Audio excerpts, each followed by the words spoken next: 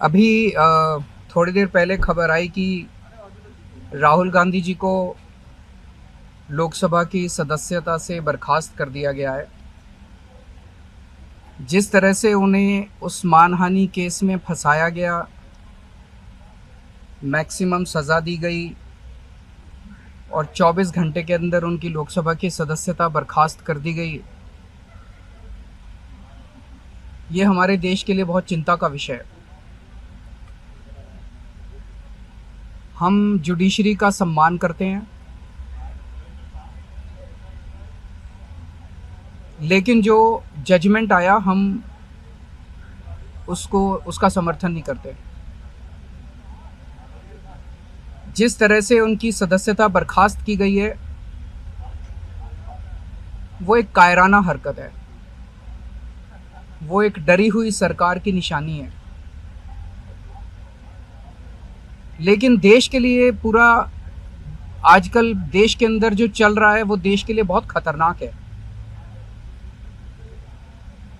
पूरे देश से ये एक ऐसा माहौल बनाना चाहते हैं कि देश में बस एक ही पार्टी बचे, वन नेशन वन पार्टी, और सारी पार्टियों को ख़त्म कर दिया जाए। ये एक ऐसा माहौल बनाना चाहते हैं कि एक ही नेता बचे, वन नेशन वन लीडर, बाकी सारे लीडर्स को ख़त्म कर दिया जाए। इसी को तो तानाशाही कहते हैं, इसी को तो डिक्टेटरशिप कहते हैं। पूरा देश ये देख रहा है। मैं देशवासियों से अपील करना चाहता हूँ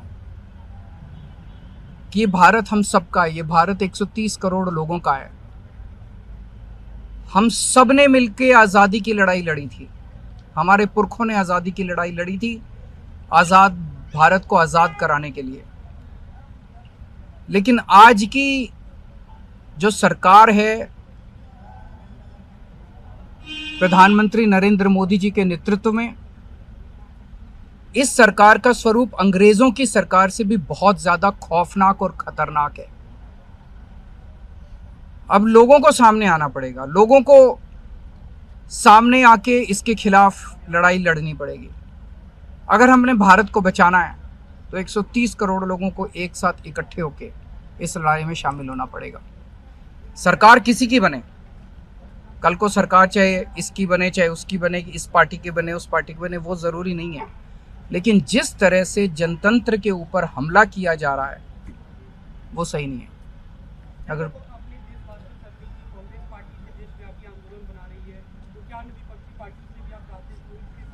पार्टियां इंपॉर्टेंट नहीं है, मैंने कहा लोग इंपॉर्टेंट हैं।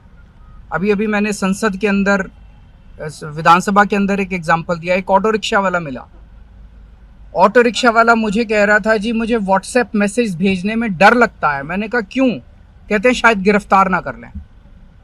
इस देश के अगर एक ऑटो रिक्शा वाले को व्हाट्सएप मैसेज भेजने में डर लगता है तो आपने 130 करोड़ लोगों को डरा के रखा हुआ है। ऐसे देश कैसे चलेगा?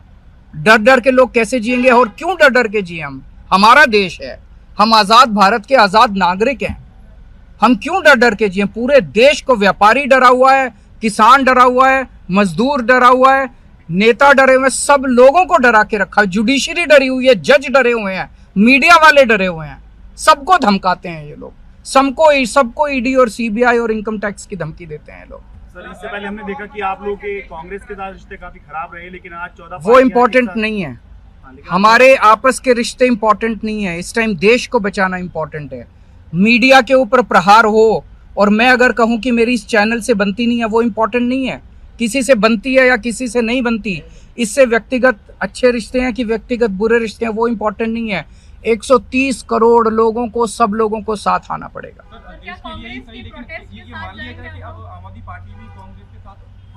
सारे लोगों को साथ आना पड़ेगा। ये लड़ाई राहुल गांधी की लड़ाई नहीं है, ये लड़ाई कांग्रेस की लड़ाई नहीं है, ये लड़ाई इस देश को बचाने की लड़ाई है। एक तानाशाह से, एक कम पढ़े लिखे व्यक्ति से, एक अहंकारी व्यक्ति से इस देश को बचाने की लड़ाई है। Thank you.